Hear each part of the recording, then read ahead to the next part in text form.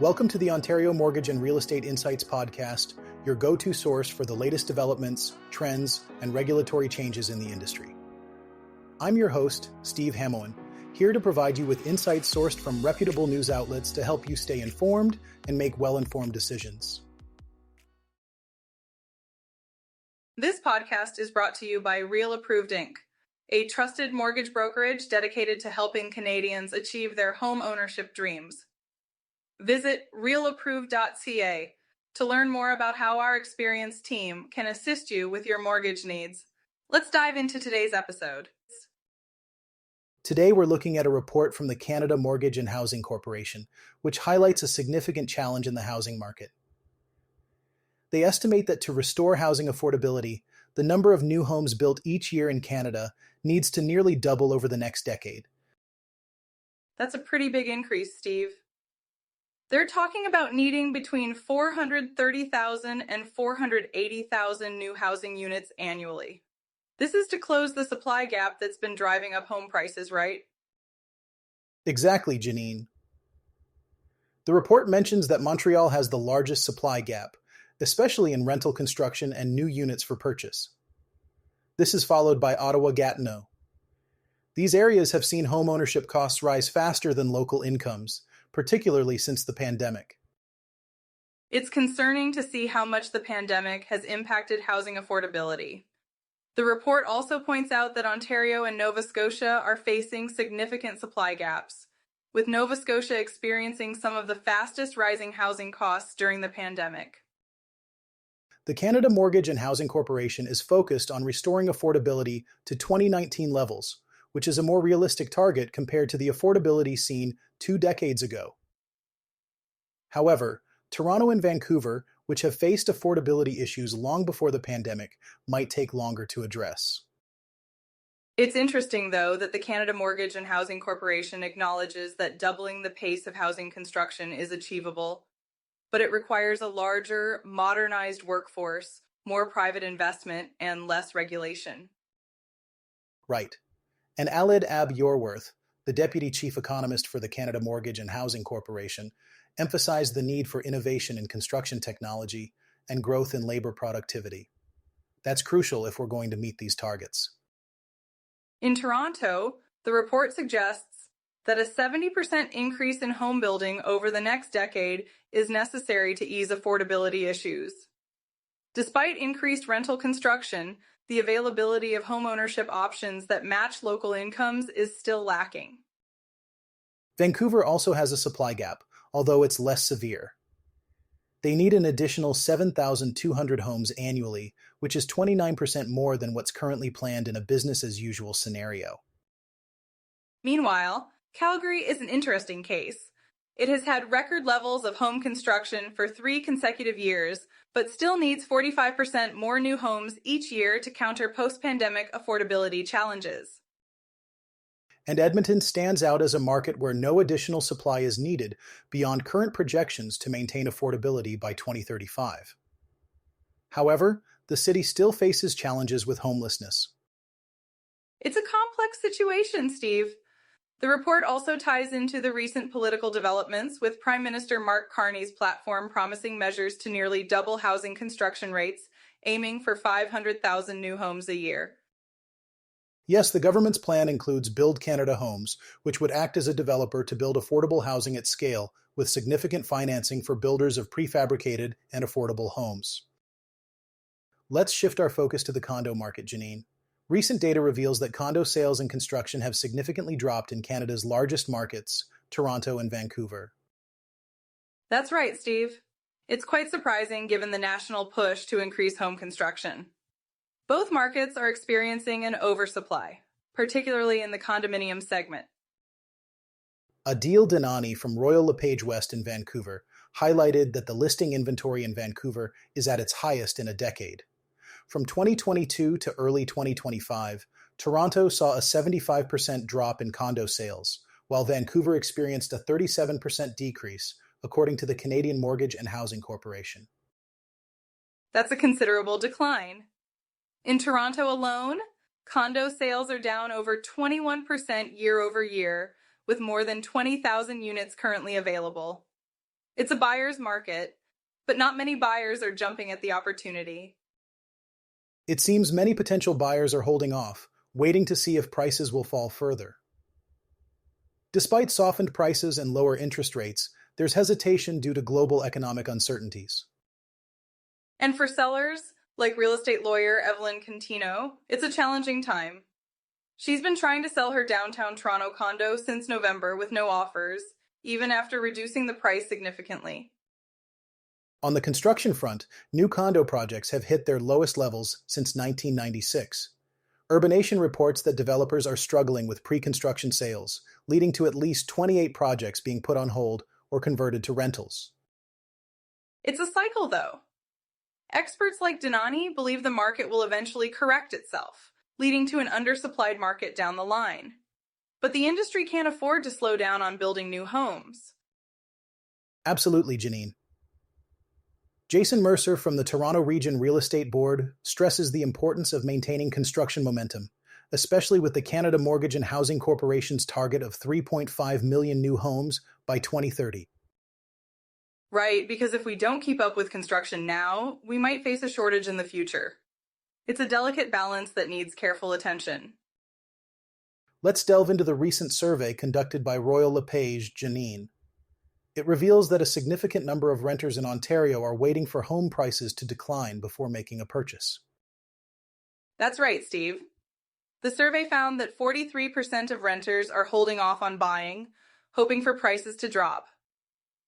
This hesitation persists despite the recent increase in listings and lower home prices, as reported by the Toronto Regional Real Estate Board. It's interesting to note that in addition to waiting for lower prices, 34% of renters are also waiting for interest rates to decrease further. Although borrowing costs are relatively low right now, with the Bank of Canada's interest rate at 2.75%, it seems some renters are still not ready to commit. And it's not just about waiting for better rates or prices. The survey also highlighted that 34% of renters couldn't qualify for a mortgage or financing. It's quite a challenge for those looking to transition from renting to owning. Absolutely, Janine. The survey indicates that 55% of renters in Ontario plan to purchase a property in the future, with 15% intending to do so within the next 2 years. However, there's still a significant portion, 31%, who don't plan to buy at all, mainly due to affordability issues and the responsibilities of homeownership. It's a tough situation for many.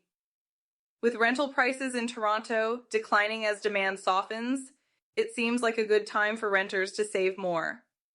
However, 39% of tenants are cutting back on groceries and food to afford their rent, and 22% are accumulating credit card debt. The economic pressures are evident, Janine. Phil Soper, President and CEO of Royal LePage, mentioned that while entry-level opportunities have improved with home prices dropping from last year's peaks, the window of opportunity might be narrower than it seems. Historically, Canadian home values have risen approximately 5% annually. That's a crucial point, Steve. Despite the current market conditions, history suggests that waiting might not always be beneficial for potential home buyers. As Soper pointed out, strategic buyers are starting to make moves, which could indicate a shift in the market dynamics soon. And looking ahead, as more rental supply is expected to come online, there might be modest price growth in the short term, according to Amrit Walia from Royal LePage Signature Realty.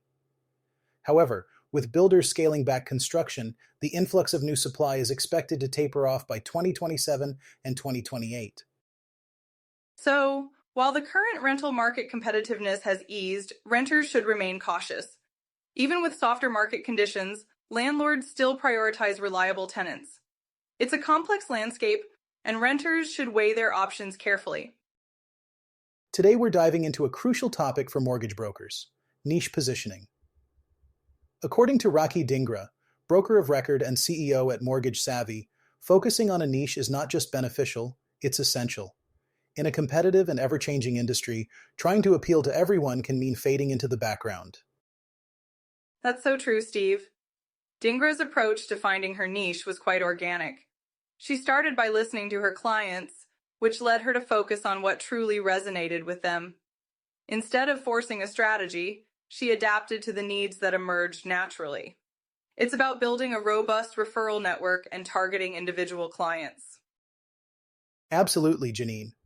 Dhingra refers to this as her power position framework. It's all about allowing the market to shape your niche rather than over-engineering it. The key is to focus on what builds connections, not just what converts clients into sales. And it's that authenticity that really stands out. Dhingra talks about embracing vulnerability and transparency. She believes that people connect with others they can relate to, and that sharing challenges and success stories enhances the client experience. That's a great point, Janine. In an industry where automation and templated services can seem impersonal, Dhingra's emphasis on trust and relationship building is refreshing. She argues that brokers shouldn't focus solely on rates, but on providing value that lasts beyond the initial transaction. Yes, her mantra of date the rate, marry the strategy really encapsulates that. It suggests that while interest rates are temporary, the right financial strategy can have a lasting impact. Clients need more than a transaction processor. They need a strategic partner. Indeed, Janine. And Dhingra's approach to operational empathy is also noteworthy. She highlights the importance of personalization, from remembering birthdays to acknowledging life events. These details aren't just nice touches. They're essential for understanding when a client might need support. Exactly, Steve. By focusing on life transitions such as marriage, divorce, or relocation, Mortgage Savvy has crafted a business model that scales without losing personal connection. It's about being there for clients as strategic advisors, not just for mortgage execution. And perhaps the biggest takeaway is the discipline of saying no. Dhingra emphasizes that niche positioning means focusing on the right clients and creating value for them, even if that means serving fewer clients more deeply. It's a powerful lesson, Steve. Niche isn't just a tactic. It's a discipline that demands focus and flexibility. By being selective, brokers can enhance the value they provide, ultimately leading to greater client satisfaction and growth. Let's dive into some exciting news in the mortgage lending landscape. Dominion Lending Centers Group, a major player in the mortgage broker network, has launched a new entity called Heartwood Financial Group. This non-B20 residential mortgage lender is designed to serve Canadians who may not fit the traditional lending criteria. That's an interesting development, Steve. With so many Canadians struggling to meet the stringent requirements of traditional banks, Heartwood Financial Group could provide much-needed opportunities for those who might otherwise be left out of the housing market. Absolutely, Janine. Heartwood Financial Group is taking a common-sense lending approach, which implies a more flexible and individualized assessment of borrowers. This could be a game changer for those who have strong financial habits, but don't necessarily meet the conventional benchmarks. It's heartening to see such initiatives. The new lender will operate independently of Dominion Lending Centers, but will utilize their extensive national network to offer these mortgage solutions. It's a strategic move that could make a significant impact. Grant Morris, the chairman and CEO of Dominion Lending Centers, emphasized that while this is a milestone, Heartwood will be taking a cautious approach to growth for the rest of 2025. This prudent strategy is likely intended to ensure they establish a solid operational foundation. And with industry veterans like Grant McKenzie and Jonathan Bundle at the helm, Heartwood Financial Group is poised for success. Their combined experience of over 60 years in banking and mortgage lending will surely guide this new venture effectively. Indeed, Janine. With Dominion Lending Centers Group holding a 40% equity stake in Heartwood alongside other institutional investors, this venture is well backed financially. It's a testament to the potential they see in addressing this niche market. For many Canadians, especially those with unconventional income sources or credit histories, Heartwood Financial Group could represent a lifeline. It highlights the importance of innovation in the mortgage industry, ensuring more inclusivity and access to homeownership. And as the landscape of mortgage lending continues to evolve, initiatives like this could pave the way for more tailored solutions that cater to the diverse financial profiles of Canadians. It's an exciting time for the industry. Absolutely, Steve. It's all about creating opportunities where there previously were none. And that's something Heartwood seems ready to deliver. With their approach, more Canadians might achieve their home ownership dreams. Thanks for tuning in to another episode of the Ontario Mortgage and Real Estate Insights podcast. We hope you found today's insights valuable as you navigate the world of mortgages and real estate. Before you go, a quick reminder. Real Approved is here to make your mortgage journey smoother. Whether you're buying your first home or refinancing, their experienced team is ready to guide you with personalized support every step of the way. Visit realapproved.ca to get started and take the next step toward achieving your homeownership goals. Catch you next time and stay informed with the latest industry insights.